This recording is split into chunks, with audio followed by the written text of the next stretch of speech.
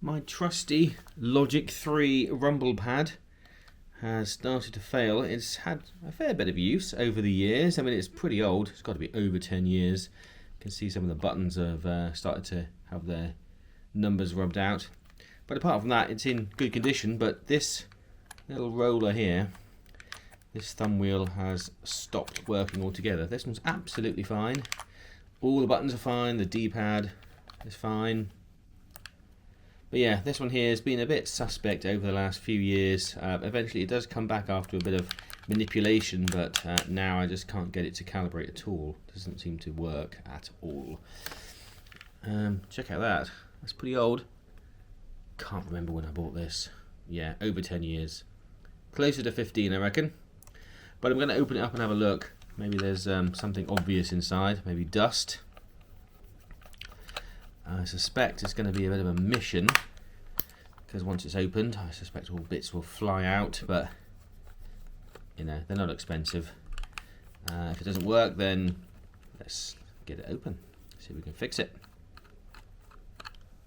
Quite a few screws. They're very tiny. Can you see those? Little tiny crosshead screws, but they are coming out quite nicely.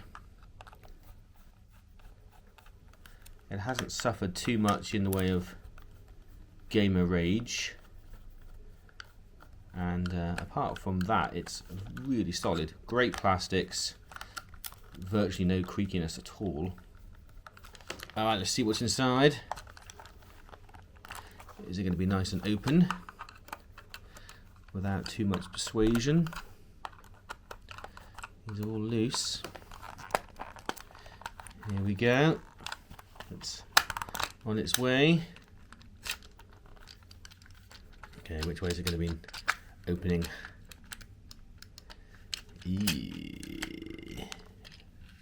Yeah, buttons are coming out, look. Yeah, okay. It's going to be a bit interesting, isn't it? I think it's fairly well packed in here, you know.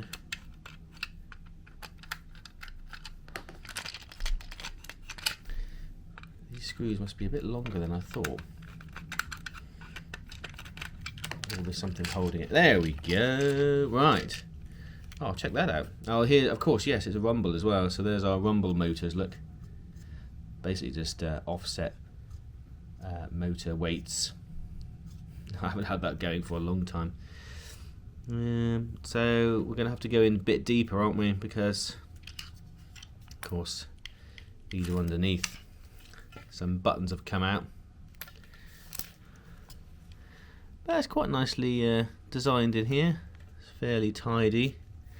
Let's go in a bit deeper. Then there's our buttons for the top. Huh. Yeah.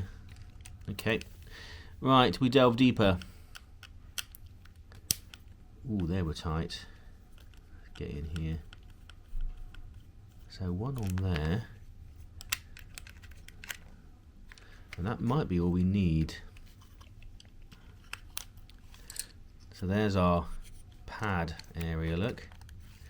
Some ribbon cables in there. Is this going to come out without too much destruction? You see, the trouble is the rumble motors have got wires that go in here. Well, it's completely dust free, which is cool, but yeah, I can't really see a lot under there. But what I'm going to be able to do is get some contact cleaner in there. I think that's what we're going to do. We're going to get some contact cleaner straight into there and see if that helps, and then we'll just plug it in and see what happens. But yeah, I guess under here it's just going to be, you know, the usual button pads. They're normally quite reliable. I think it's these ones that have the problem. So let me go and get some squirty juice. Okay, we're going to use classic WD-40 contact cleaner. Really good stuff, this. Let's get a little bit of this in there. I'm going to need a piece of paper. Right, here we go. This is a little knackered microwavable bowl lid. So it's the one on the right here, so it'll be this one. I was just going to squirt it down in here, but that wouldn't have done anything. Look, it would have just literally rolled off the side. So I need to hold that open. Thus, squirted in there.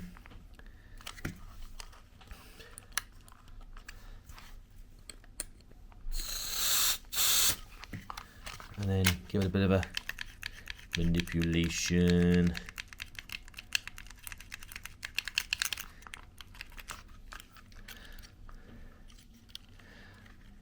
I want to try and get in at the top as well. Can I do that without destroying this? Yes, I can go in here, look. Through the hole.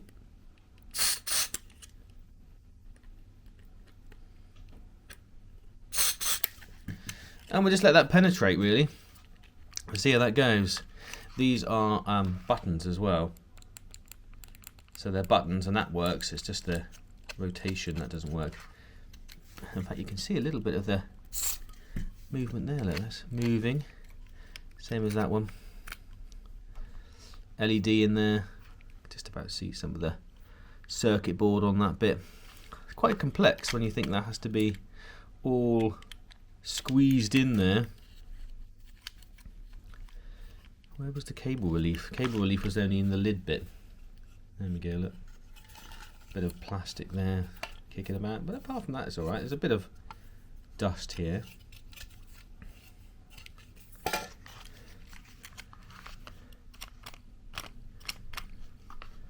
Right, so we'll let that sit in and then I'll plug it in and see if it works. And you can also take off the hat as well. You can just pull that up and you're left with a pin which gives you better access just in there. So obviously you have to do that from outside of the casing.